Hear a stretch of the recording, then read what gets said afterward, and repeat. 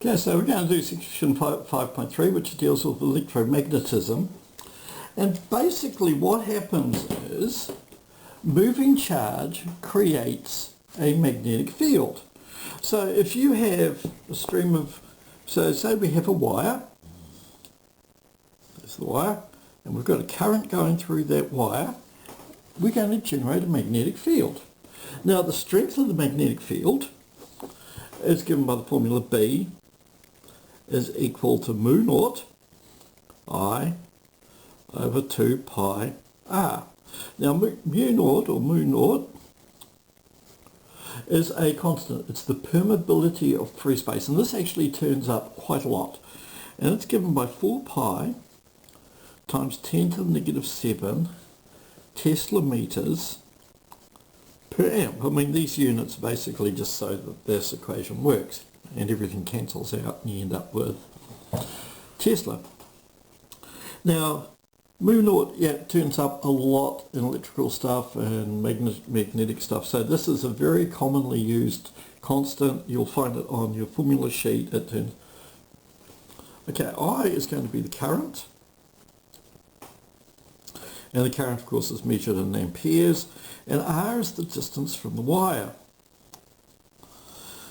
in meters. So if I want to find out what the magnetic field is at this point here, I stick numbers in and I can work it out. So I mean, what is, this is exercise 5.3, what is the field, the magnetic field strength 10 centimeters, so 10 centimeters is 0.1 meters. If in doubt, always go back to meters and kilograms and such. From a long wire, and I mean this formula works in theory if it's an infinitely long wire, but it actually works reasonably well for shorter lengths.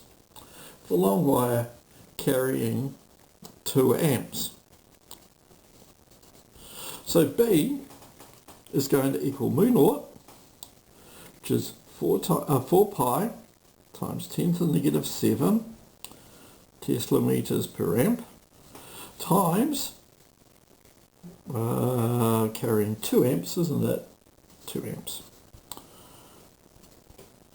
times 2 amps all over 2 pi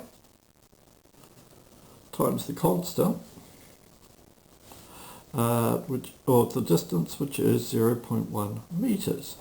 And hopefully you can see immediately that bits of this will cancel out.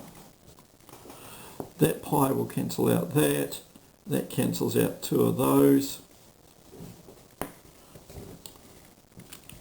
So if we stick this into our calculator, that with exponential negative 7 times 2.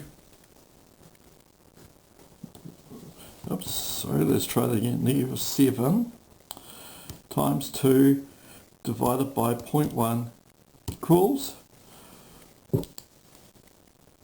2 times 10 to the negative 6 Tesla.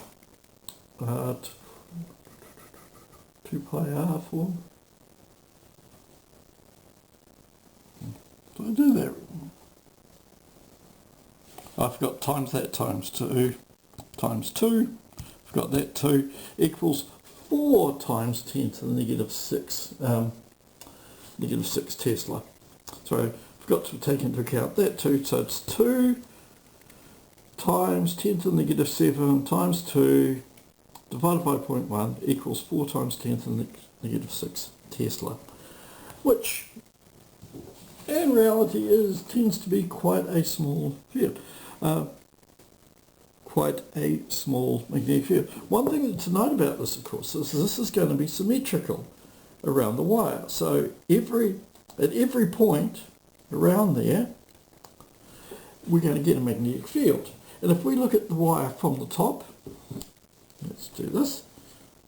Remember, for something coming out of the page, we draw it with a dot with a circle around it. To find the direction, we're going to end up with this magnetic field of equipotential strengths. And these are all going to be circular rings. So how do we find the direction? To find the direction, we use the right-hand grasp rule. Use right-hand grasp rule. Make sure you use right hand. So here's my thumb again, and then my fingers are going to come around. So this is going to be the current, I, and this is going to be the direction of the magnetic field, B.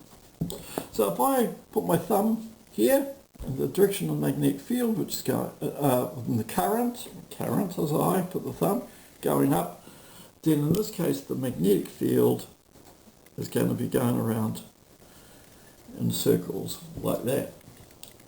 And in reality, this can occasionally cause problems. If the currents are big enough, you can actually get wires that will stick together due to these magnetic effects, and they will get drawn or repelled. Takes a lot, but if you ever look at a rail gun, and a rail gun's got two, well, let's actually do an example with a rail gun. Okay. And a rail gun has got two big buses, and these can be like this thick copper wire. So what we have is we have a big battery here, so we have the current goes down here, across here, back up there. Now if we draw the magnetic field, my thumb goes in the direction of the current, my fingers go there, we get the magnetic field coming out on this side, we get it going in on this side. And then we do the same thing on this side, we go,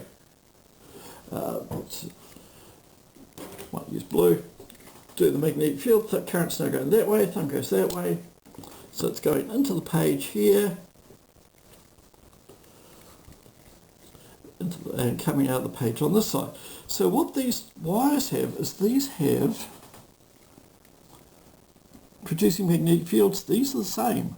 Magnetic field, like magnetic fields, repel. And while 2 amps might not seem like a lot, these are often running 200,000 amps. And suddenly these forces, and they're very close, get very large. And if you actually look on the top of a railgun, the bolts holding these two pieces of copper next to each other are about that thick. That's how thick the bolts are, and there get as many of them there, because these forces can get significant. So yeah, just something to be aware of. In reality, can do this type of thing. In the old days, they've just recently, in the last year or so, redefined this. Basically, the definition of an ampere was when you had two wires, a metre apart, and if you ran 1 amp through there, then the force between these wires should be 2 times 10 to the negative 7 newtons. And that was the definition. You have 2 wires, metre apart, the force between them is 2 times 10 to the negative 7 newtons. Nowadays we don't do that. We've actually redefined what the amp is and how to find it, but yep, works for me. Okay, so next section will be dealing with generating electricity. Okay, so cool.